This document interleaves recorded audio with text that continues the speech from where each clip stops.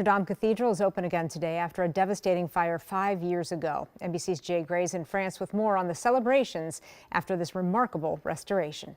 Line stretching from Notre Dame Cathedral well before sunrise this morning after the excitement of what was a very special weekend. The reopening of this refurbished cathedral set off with celebrations and services both Saturday and Sunday. Let's start with Saturday.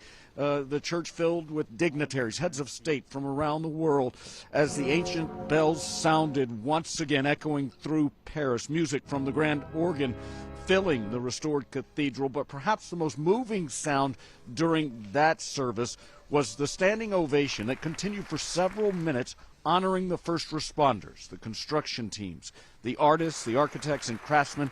As they took their place inside the cathedral, they helped to bring back to life.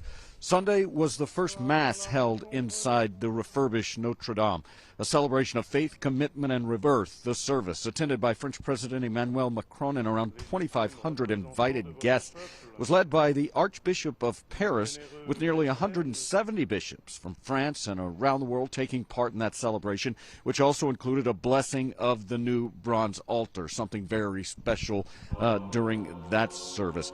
There was an evening Mass as well, and that's when the public for the first time was allowed inside to worship at Notre Dame. There will be 2 Masses a day over the next 8 days there. They're also today beginning to open the refurbished iconic church to visitors, and they expect in the next week to extend the hours of that visitation until 10:30 at night, with as many as 40,000 a day coming to see the new Notre Dame. That's the latest here in Paris. Jay Gray, NBC News.